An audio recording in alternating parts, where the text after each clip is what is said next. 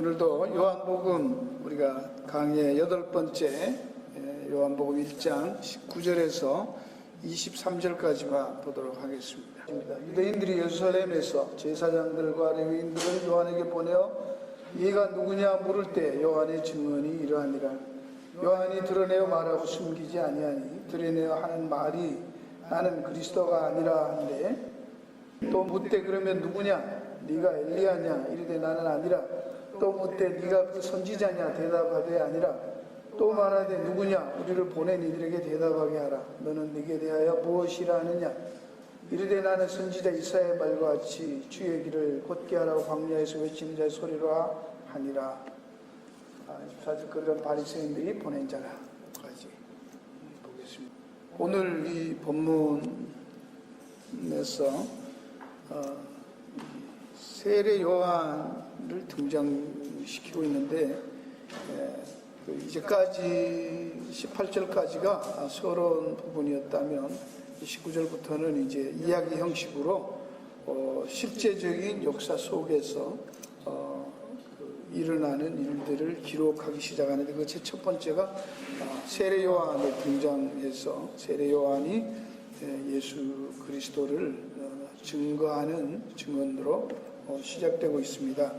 사실 이 부분을 하려면 37절까지 했어야 되는데 너무 많아서 여러분 노트에 있는 대로 19절에서 23절까지 오늘 하고요. 다음번에 24절에서 37절까지 그렇게 나누어서 보도록 하겠습니다. 그리고 옆 책에 보시면 29절에 보면 이튿날 요한이 예수께서 자기가 나오심을 보고, 그러니까 지금 19절에서부터 28절까지 그 내용에서 그게 하루 첫째 날이었다는 것이고요. 첫날에 있었고, 그 다음에 이제 그 다음날, 영어 성경 이튿날, the next day, 그러니까 29절에 나오지요. 이튿날이라고 시작을 또 하고 있고요. 그 다음에 또 내려가면 35절에 보시면 또 이튿날, 또 the next day이라고 해서 그 세례 요한이 예수님에 대한 증거에 대한 이야기가 3일 동안에 있는 일로 지금 하고 있습니다. 그러니까 오늘은 첫째 날에 있는 이야기만 할 수밖에 없고요. 다음에 이제 둘째 날과 셋째 날을 같이 겸해서 말씀을 드릴까 합니다. 사실 오늘 이 내용들을 우리가 볼 때 좀 관심을 가지고 주의해서 읽을 필요가 있는데, 왜냐하면 성경이 지금 뭐라고 말을 하고 시작을 했냐면, 사도 요한을 통해서 성경이 말하는 것은 이 세상이 어둡다는 거예요. 어두움이라는 거예요. 그 어두움은 빛을 깨닫지 못하고 그리스도를 알지도 못하고 영접도 하지 않는 그게 이 세상이 그렇다는 거예요. 그걸 여러분들이 자꾸 잊어버리면 안 됩니다.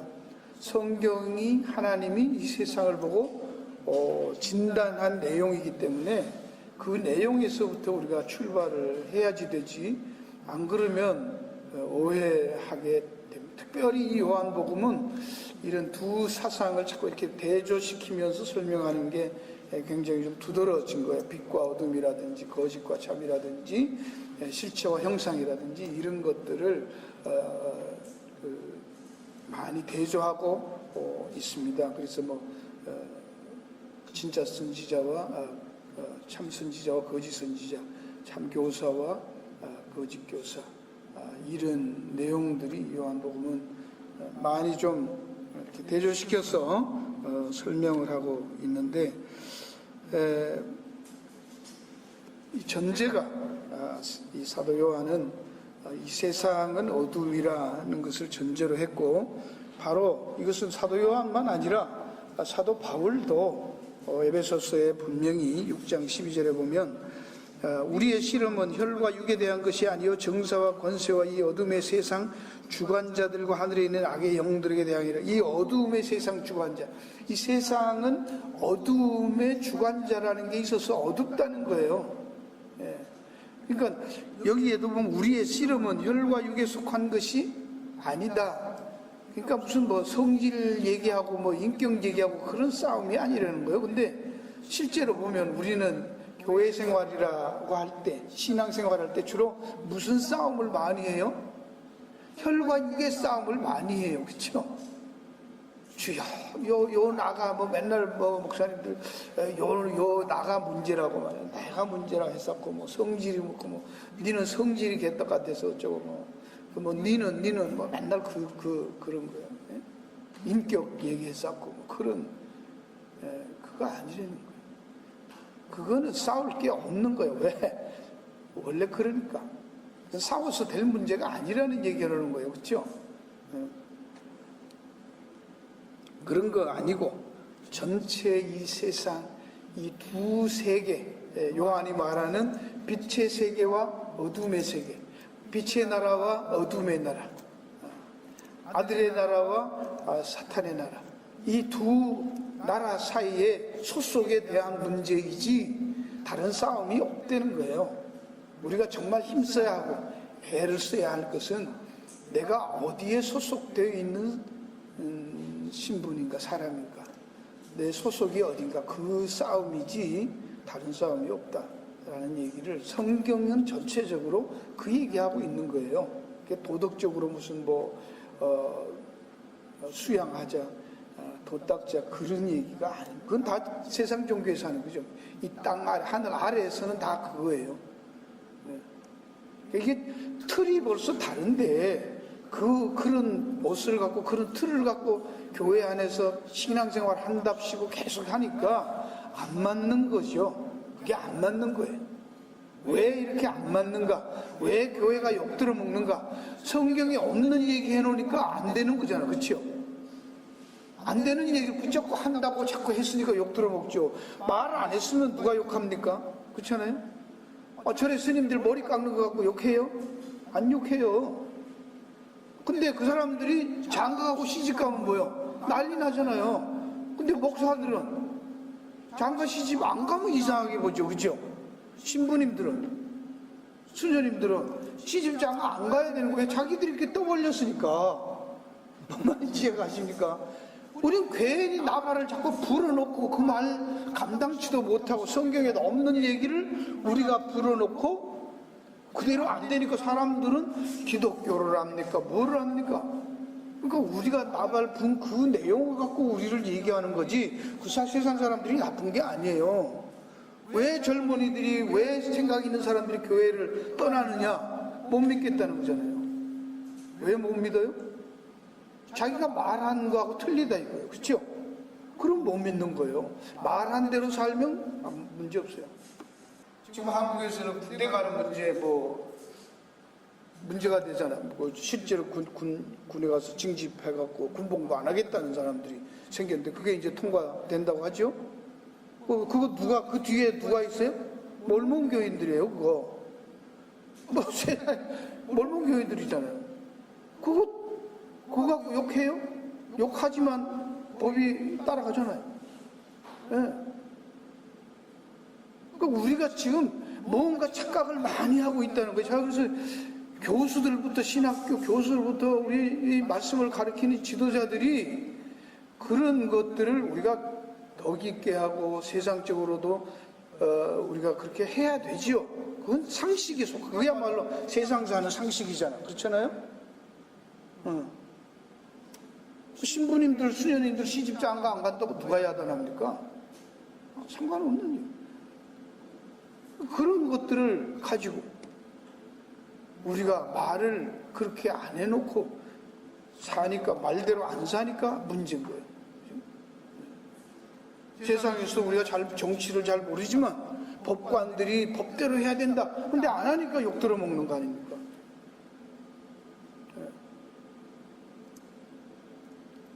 그러니까 오늘날 이런 교회라고 할 때, 우리가 신앙생활이라고 할 때는 우리 자신 사람들의 이 본성과 또 다른 영적인 어떤 실체들이 있어서 그 영적인 존재, 인격적인 존재도 있고 세상에 그런 시스템도 있고 그 악들이 있다는 거예요.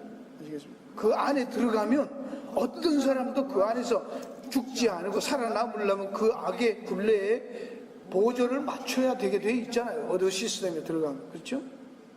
그게 세상이라는 거예요. 그 주관자가 있다는 거예요.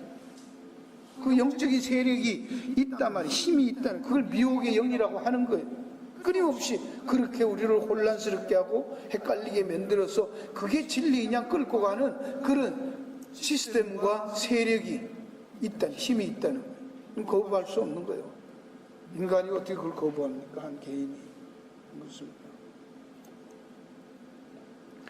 이런 것들을 가지고 진짜로 우리가 무엇을 하며 살아야 할까를 얘기하는 게 아니라 말씀에 귀를 기울여야 되는데, 그런 것보다는 우리가 아는 정말로 교회 안 다녀도 성경 안 봐도 되는 상식적인 이야기, TV 이야기, 드라마 스토리, 신문에 나는 이야기, 우리가 심지어는 교회라는 데 와서 교회 생활하면서 생긴 그런 습관과 전통과 노하우들, 어떻게 다뤄야 되는지, 어떻게 신앙생활을 해야 되는지, 이런 것들이 마치 진리인 것처럼 되어서 그거를 떠벌리고 그거를 강조하면서 산다고 말이에요. 뭐 여러 번 말씀드리지만 감리교 가보시면 다르고, 장로교 오면 다르고, 침례교 가면 교회 예배 형식이랑 이 교회 저 교회가 다르잖아요. 그렇죠? 예. 어떤 데가 뭐 성금 순서가 앞에 있는 데도 있고, 설교 뒤에 오는 데도 있고, 뭐 찬양을 많이 하는 데도 있고, 뒤에 하는 데도 있고, 뭐 적게 하는 데도 있고, 통성기도 하는 데도 있고, 없는 데도 있고, 뭐 다 다르잖아요. 네. 밥 먹는 데도 있고, 없는 데도 있고, 돈 내고 먹는 데도 있고, 그냥 먹는 데도 있고, 그렇잖아요. 어떤 데는 그냥 교회 예산을 갖고 맥도날드 이내라고 가서 사 먹는 그런 우리가 교회도 있고 말이죠. 네. 그러면 난리 나는 교회도 있잖아요. 그러면 큰일 나는 거예요. 그렇죠? 주일날 감히 뭐 그것도 교회 예산으로.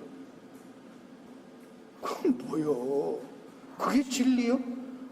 성경 말씀에 대해서는 별로 신경 안 써. 그거 갖고 뭐 설교 끝나고 와가 성경 말씀 이러냐고 따지고 뭐 그런 거 싸워가지고 막 머리 깨지고 뭐 그런 거 봤어요? 그래서 교회 갈라지고 싸워요? 아니요. 되지도 않는 사실이 아닌 그런 걸 갖고 선교를 많이 하네, 뭐 선교 예산이 몇 %냐 이거 갖고 막 이 교회는 뭐 믿음이 없다는 둥 뭐 그런 거 하는 거 아니에요? 그게 진리인 것처럼 성경 위에 성경은 안 보는 거예요. 바로 이런 것들이 오늘 본문에 있는 사도 세례 요한과 이 유대에서 예루살렘에 있는 이 종교 지도권에 있는 세력들이, 이 기득권자들이 보낸, 파송받은 사람들이 와서 세례 요한하고 이야기하는 내용이 바로 그게 안 맞는 거예요. 안 맞는 거예요. 세례 요한하고 이 얘기하는데 동문서답하는 것 같고 뭔가 껄끄럽고 시원하지 않아요. 계속 질문을 하는데 그들의 질문은 성경적입니까? 아닙니까? 성경적인 얘기하잖아. 네가 누구냐? 엘리야냐? 그 선지자냐? 다 성경이 있고 그들이 너무나 잘 알고 기대하던 얘기입니다. 알고 싶어하는 얘기입니다. 근데 세례 요한은 거기에 대해서 뭐라고 해요? 그럼 모르쉐로 일관하잖아. 모르쉐로 일관하잖아. No 그러고 마는 거예요. 성의 없어요. 네 아니요라면 대답하고 끝나요. 왜 그럴까요? 이 세례 요한이 보고 알고 있는 소속된 세계와 이 질문 찾아와서 질문하는 이 사람들의 세계가, 소속된 세계가 다르다는 얘기예요. 이게 말이 안 되는 거예요. 빛이고 어두운데 이야기가 안 된다는 얘기를 하는 겁니다. 이게 지금. 예. 못 알아듣는 거예요, 서로. 그래서 우리는 이런 걸 가지고 많은 분들이 말들을 해요. 왜 세례 요한이 이렇게 엘리야냐 그런데도 아니라고 하고 그 선지냐 그런데도 아니라고. 예수님은 세례 요한에 대해서 분명히 거기에 있는 대로 말씀을 했잖아요. 마태복음 11장 14절이나 17장 10절 14절에 예수님은 그래 너희들이 말하던 오리단 그 선지자 엘리야가 맞다. 그리고 왔다. 그게 세례 요한이 맞다고 얘기를 예수님이 했어요. 그런데 세례 요한은 아니라고 그랬거든요. 왜 그랬을까?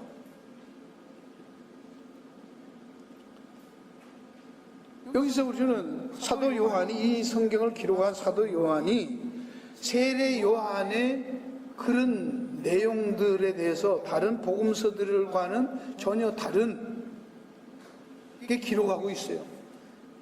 누가복음이나 다른 데 보면 세례 요한의 출생과 그가 그 가문의 배경들까지 제사장 가문이라는 거 충분히, 그러니까 사회적 신분으로 볼 때 이 사람은 아주 금수저물고 태어난 사람입니다. 세례 요한은 제사장 아들이 맏아들이니까 차기 제사장 노릇할 거예요. 그럼 기독교는 그냥 가만히 있어도 요즘 말하면 그 로마 시대 말하면 원로원, 국회의원 자리 그냥 거기에 들어가는 사람이에요. 그렇죠? 근데 그런 거 다 빼는 거예요. 그리고 세례 요한이 얼마나 인기가 대단했는가, 영향력이 얼마나 했는가, 그리고 무엇을 입고 어떻게 광야에서 역청과 메뚜기 먹고 살고 무슨 약대 털옷 입고 살고, 그런 얘기에 대해서는 초점이 없어요. 네, 그런 얘기를 안 합니다. 이 사도 요한은 세례 요한에 대해서 뭐에 초점을 기울이고 있어요? 배경과 그 사람의 삶의 스타일에 대해서는 함구하고 오직 뭐만 부각시키고, 세례 요한이 한 메시지, 말, 증언에 대해서만 초점을 기울이고 있다. 다른 데서 그런 배경 이런 건 다른 복음서에 다 했긴 있으니까 또다시 할 필요가 없는 거죠. 사도 요한은 나중에 기록이 했으니까.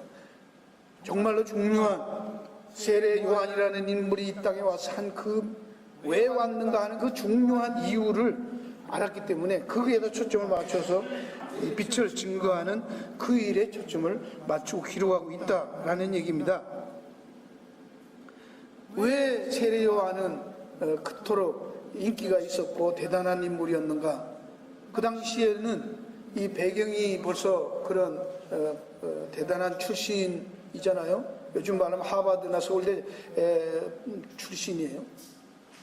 그런데 광야에 가지고 아무것도 없이 정말 다 버리고, 하버드 나오고 버리고 저 몽고로 선교사 가는 분 같이, 그게 너무나 충격적인 거예요. 그 당시 사람들은 다 출세 지향적인데 위로 올라가죠. 높이만 성공 지향적인 세상에서 그건 말이 안 되죠. 그걸 다 포기하고. 그런 세례 요한입니다. 그런데 그것도 그 삶도 대단하지만 그가 하는 메시지가 너무나 사람들을 황홀하게 만든 거예요. 흥분하게 만든. 세례 요한이 등장하기 전에 400년 동안 그거를 암흑기라고 해요. 말라기 선지자 이후에 하나님의 메시지가 선지자도 없고 말도 없고 아무런 소식이 없이 침묵의 세월이었어요. 그런데 세례 요한이, 그 대단한 인물이 그 모습을 가지고 외쳐대기 시작하는데 메시아가 오신다는 거예요. 그러니 회개하고 그거를 맞을 준비해라. 이러니까 그 당시 상황으로는 로마의 속국이 돼가지고 정말로 하나님을 바로 섬기지 못하는 그 안타까운 상황에서, 처절한 상황에 이런 메시지는 그들이 흥분할 수밖에 없는 것이죠. 네. 요즘 한국같이, 그죠? 이게 웬일입니까? 두 정상이 백두산에 올라가서 손잡고 사진 찍잖아요. 다음번에는 한라산에 온대. 이걸 갖고 앉아서도 어떤 그 국회당에서는 두고 보자 그러고 별 거 없다고 해서 계속 그렇게 또 딴지를 걸어서더라고. 그게 정말로 감동스러운 장면이잖아요. 그걸 누가 역대 이제까지 그걸 시도나 했냐고, 감히. 나중은 어떻더라도 지금은 그만이 가서 거기까지는 잘한 건 잘한 거 아닙니까? 대단한 거 아니에요? 근데 네 편 내 편 갈려 자꾸 그거 갖고도 딴지 걸고 그래. 인간들이 그 모양이에요. 왜 세례 요한이 그랬냐? 왜 시큰둥하게 대답했냐? 왜 다른 말이 안 통하는 줄 알았다는 얘기를 하는 겁니다. 세례 요한은 여기서도 그렇게 대단한 인물이었고 대단한 인기가 있었고, 그런데 많은 사람들이 이걸 가지고 세례 요한이 이제 겸손해서 그렇다는 거예요. 자기가 아니라고 한 거는. 예수님은 맞다고 그랬고 세례요한은 알면서도 겸손해서 그랬대. 우리는 겸손을 이런 식으로 아는 거예요. 그래서 맞아요. 겸손한 건 맞아요. 근데 그 겸손의 의미가 다르잖아요. 그렇죠? 우리 겸손해야 돼요. 그렇지만 우리가 보통 알고 있는 세상적인 겸손 그거 아니에요. 그거는 겸손 떠는 거잖아요. 수준도 안 되는데 아니면 지나친데 너무 지나친데 뭐 적게 한다든지 적은데도 많다든지 이런 걸 가지고 뭐 교만이라고 하고 겸손하지 않다고 하고 자기가 많이 가졌는데 없다고 해야 겸손하고 많이 아는데 모른다고 해야 겸손하다고 생각하잖아요. 아는 걸 안다고 해야지. 그럼 만약에 제가 이 성경 공부를 하고 연구를 많이 했어요. 근데 뭘 물어보면 아이고 제가 뭘 합니까? 저 몰라요. 그럼 목사 그만둬야지. 여기 앉아갖고 내가 막 설교를 막 해요. 이렇게 떠들고.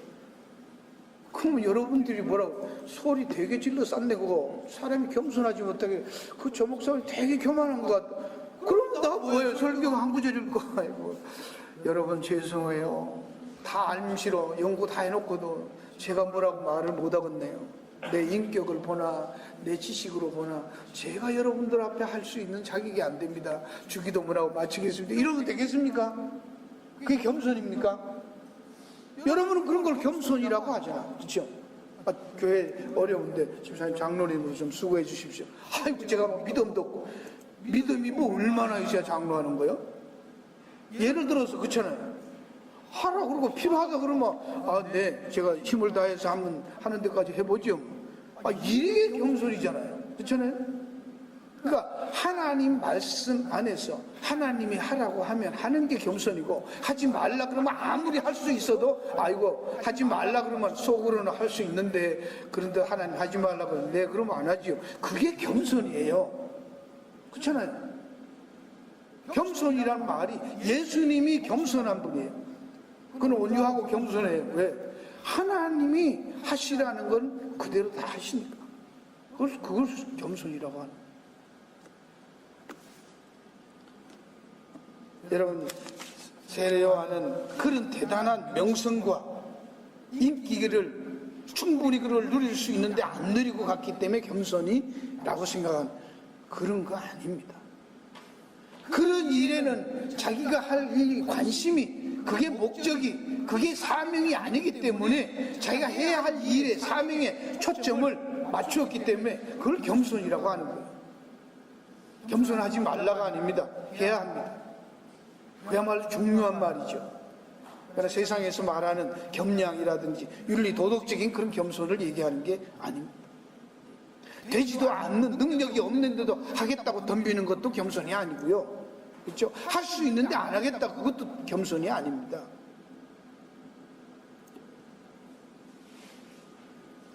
오늘 우리는 뒷페이지 가셔서 세례요한이 그 파견자들이 물을 때 아니라고 말한 이유를 우리는 그냥 이걸 쉽게 인간적인 생각으로 도덕적인 수준으로 겸손했다. 그러니까 우리도 겸손하자 그렇게 해요.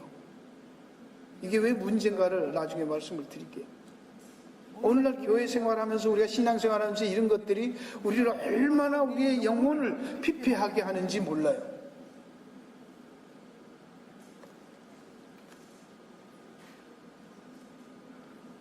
세례요한이 그렇게 말하는 것은 그들이 누구인가를 알았어요. 그리고 자기와 전혀 다른 세상에 속한 사람들이 존재들이라는 걸 알았기 때문에 그랬다는 말입니다. 예를 들어서 그들이 말은 뻔질하게 엘리야냐 성경적으로 얘기를 묻지만 그게 아주 성경적인 것 같은데 세례 요한이 와서 회개하라 하나님 나라 가까웠다고 하고 그런 세례를 주고 그럴 때 그들이 정말 성경적으로 하려면 무슨 질문을 먼저 해야 되냐 이거야. 네가 세례요, 네가 엘리야냐 선지자냐 그런 얘기를 하는 게 아니에요. 만약에 그렇게 해서 내가 엘리야다 그럼 엘리야의 증거가 뭐냐 또 물을 거 아니에요. 그렇죠?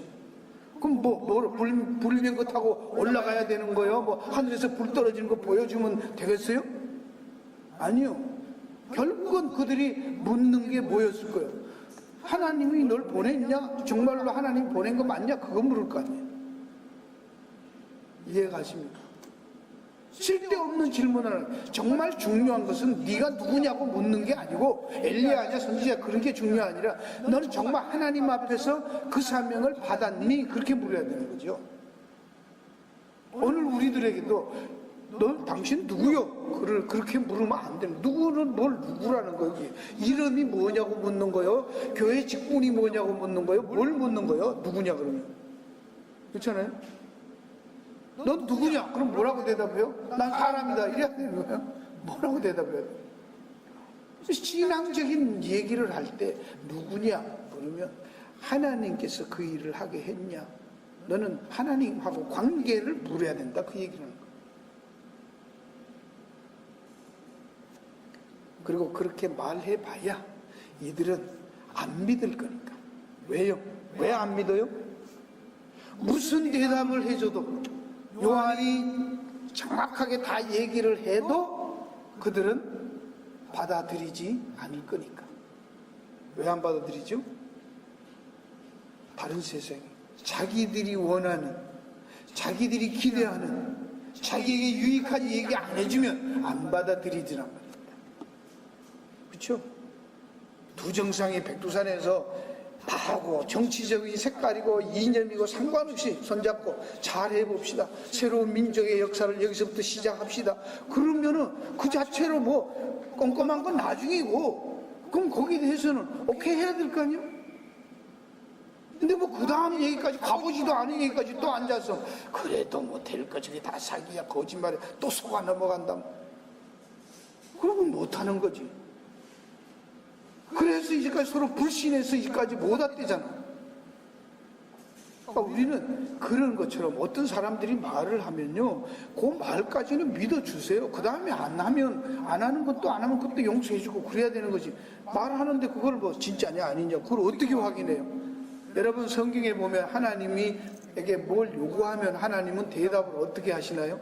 하나님, 내가 이걸 어떻게 믿을 수 있어요? 그렇게 물으면 하나님이 어떻게 대답하는지 아세요? 하나님의 대답 방법은, 출애굽기에 재밌는 얘기가 있죠.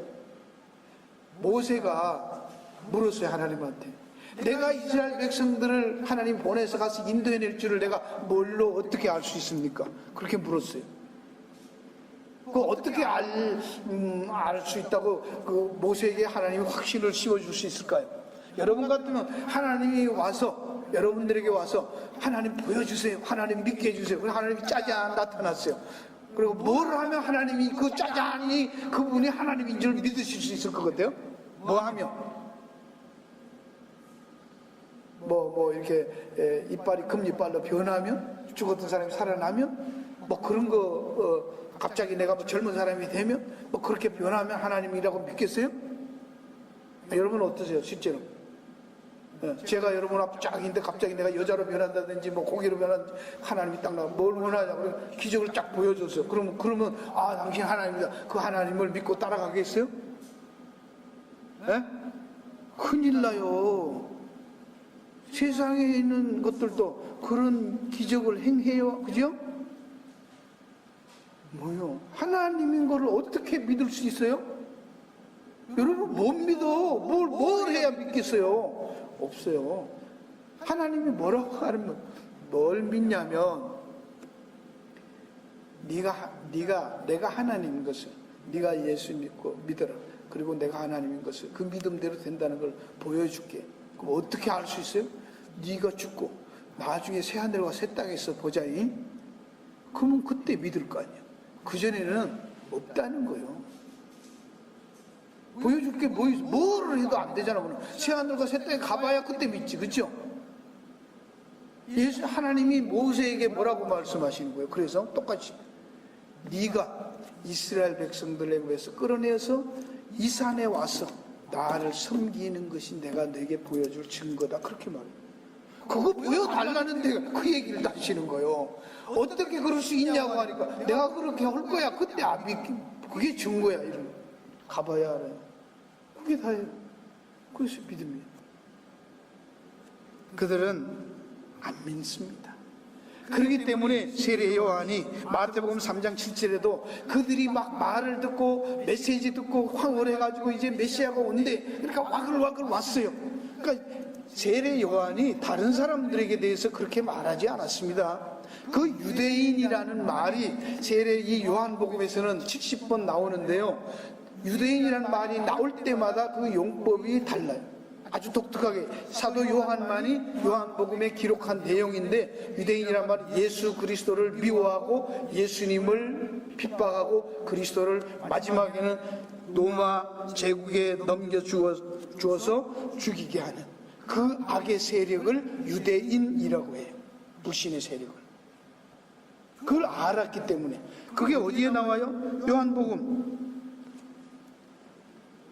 19장 14절 16절을 여러분 B의 2번에 나와 있죠.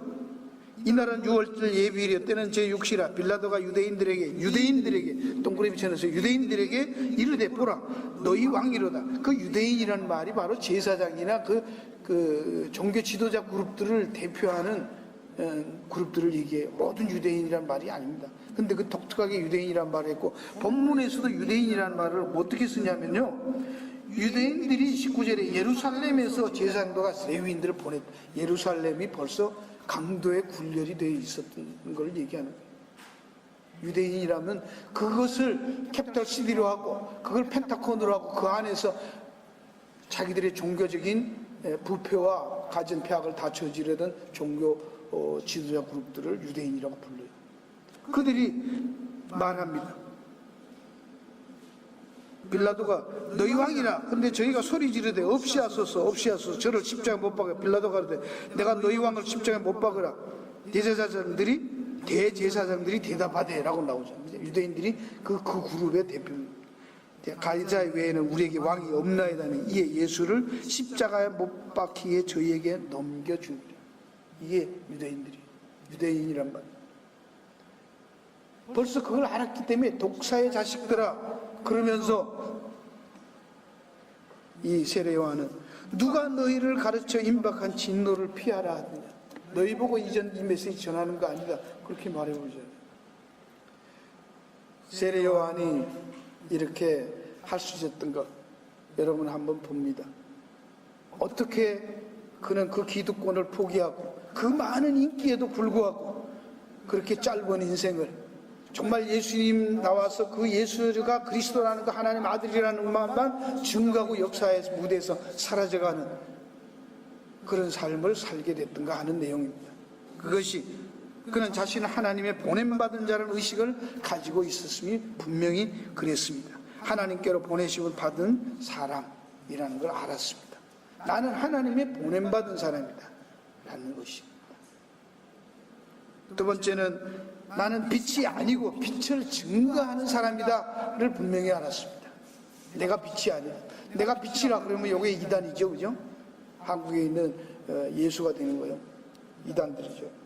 세 번째, 그는 예수님이 창세전에 선지하셨던 하나님 아들 하나님인 것을 알고 있었다라는 내용을 15절과 30절에 분명히 말합니다. 내 뒤에 오시니가 나보다 먼저 계신 분이라는 것.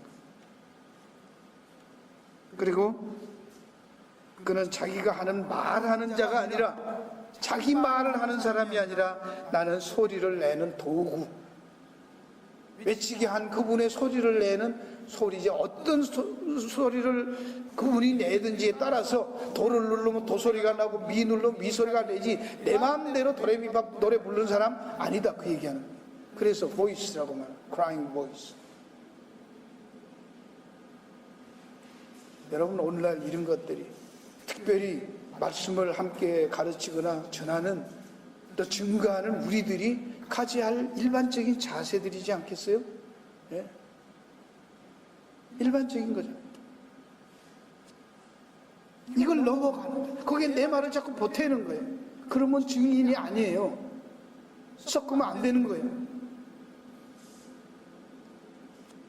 그리고 그는 자신에 대해서 정말로 감당하기도 어렵고 버겁고 황송한 그분을 주인으로 섬기는 종이라는 것을 분명히 알았어요. 그래서 난 신들매 풀기도 어렵다. 관계가 있는 거예요. 주인이에요. 종과 주인이 있어요. 유대인들은 주인이 상관없는 거예요. 하나님은 상관없는 거예요. 너는 나한테 뭘 복을 빌어주고 나한테 유익하냐, 그것만 물어봤다는 거예요. 그것만 물어본 거예요.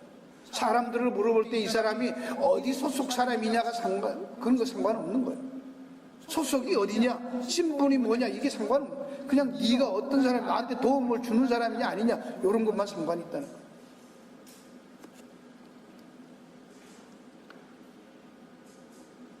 그래서 그는 자기가 누군가라는 정체성뿐만 아니라 자기가 무슨 일을 해야 되는가 하는 삶의 목적도, 사명도 분명히 알고 있었다.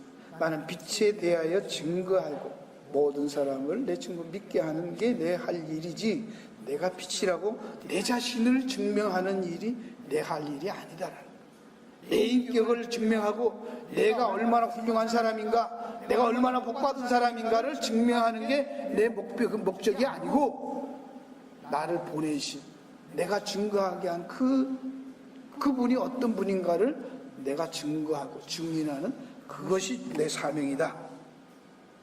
그래서 그 일을 위해서 자기는 주의 길을 곧게 하라고 광야에서 외치는 자의 소리라고만 하는 거예요. 소리. 그리고 그는 나는 쇠하고 그는 흥해야 한다고 말했어요. 요한복음 3장에 가면 신부를 취하는 신랑이 서서 신랑의 음성을 듣고 친구가 크게 기뻐하네. 나는 이러한 기쁨이 충만한, 그는 흥하여야 하고 나는 쇠하여야 하리라. 여러분, 오늘 예수님이 잘 되는 것은 배 아프고, 내가 그냥 서름당하고 내가 어려움당하는 것은 속상해하는 것, 그런 것들이에요. 내가 정말 뭔가 내 남편이 잘 되는 게 내가 높아지는 건데, 내 남편 끌어내고 내가 높아진다든지, 내 아내가 높아지는 게 나쁘고 내가 내려가는 게 억울하다든지, 그러면 한 놈이 아닌 거예요. 돕는 배필이 아닌 거예요. 그렇죠? 여러분 그렇잖아요. 여러분이 자녀들이 잘 됐다고 그러는데 부모가 속상해요? 그냥 자녀들이 잘 되는 거 보면서 실실 웃잖아요. 자기는 학교도 못 나왔는데 아이들은 하버드 나왔다 이거야. 왜 자랑스러워요 그게? 왜 그런 거예요? 제가 내 DNA 받아서 그런 거예요. 나도 형편이 좋았으면 갔는데 우리는 형편이 나빠서 그러지 내 능력 없어 그런 거 아니야. 그게 있으니, 자신감이 있으니까 이게 내 작품인데 그게 나라 같다는 얘기잖아요. 그렇죠? 그러니까 속이 안 상하는 거잖아요. 쪽이 안 팔리잖아요. 맞아요? 오늘날 그거를 모르기 때문에 자꾸 쪽팔리는 거예요. 하나님과 우리가 DNA가 같잖아. 성령으로 거듭났다며. 근데 왜 쪽팔리는 거예요? 하나님이 낮아졌다는데 그게 영광이라고 했잖아. 아무나 못한단 말입니다. 그렇죠? 아무나 그렇게 내려와서 사람의 몸을 입고 그거 하나님만이 하실 수 있는 모습, 그게 영광이었잖아요. 되지도 않는 게 똥개 같은 것들이 그냥 하나님 흉내내고 이게 매니큐어 받아서 그런 거 안 된단 말입니다. 지렁이에 매니큐어 바르면 터져 죽는 거지. 그게 아니라는 거예요. 그거.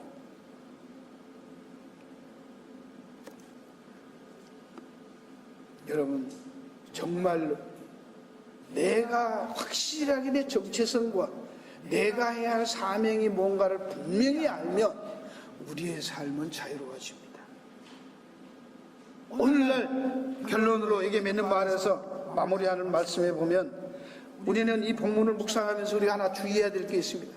이 세례 요한의 모습을 가지고 우리는 주로 겸손이다 막 여기에다가 집중해서 세례 요한처럼 하자고 막 다이렉트하게 적용하는 부분들이 있어요. 그 문제가 참 심각하죠. 그럼 다 때려치우고 어디로 가야 돼? 광야로 가야 되잖아. 약대틀옷 입고 살아야 되잖아. 그렇게 막 하는 거예요? 아니요. 여러분, 비전에서 잘 하던 사람 왜 때려치워? 그 잘해가지고 그 교회 헌금해주면 우리가 얼마나 좋을 텐데, 그거 다 때려치고 갑자기 와가지고 교회에서 구제 받으려고 그러면 어떡하는 거예요? 그렇잖아요? 아니잖아요. 세례 요한의 세례 요한을 우리 신앙의 모델로 그냥 날로 그대로 적용하는, 이거 문제가 많단 말입니다. 그렇게 하는 게 아니에요. 일반적으로 여기에서는 그런 진리를 알아내고, 그래서 우리가 앞에 본 대로 참 영광이라는 게 뭔가 하나님이 보내시고 우리가 있게 한 그 자리에서, 그 자리가 하나님이 보낸 자리인 줄로 알고, 거기에서 그리스도를 증거하는 삶을 사는 것이 바로 세례 요한과 같은 것이고 세례 요한보다 나은 것이고 우리에게 주신 삶을 누리고 사는 거예요. 그게 우리에게 주신 하나님의 영광을 드러내는 삶이다. 맞습니다. 그래서 우리 장로님이 좋아하시는 말씀인데 우리는 답게 살자. 그렇죠, 장로님? 답게 살자가 가훈이시죠? 다운. 그런 여기에 우리는 뭘 생각할 때 이걸 잘 알아야 돼. 우리가 누군가 하는 거. 그 본분을 아는, 본분이란 말은 우리의 신분과 우리의 목적, 삶의 목적이 뭔가가 본분이에요. 그죠? 본분을 알고 그 본분에 답게 살면 돼요. 아들은 아들답게, 부모는 부모답게, 목사는 목사답게, 성도는 성도답게, 예수 믿는 그리스도인은 그리스도인답게 살면 윤리적이고 도덕적인 그런 것들은 다 따라오고 묻어오는 거예요. 그렇잖아요?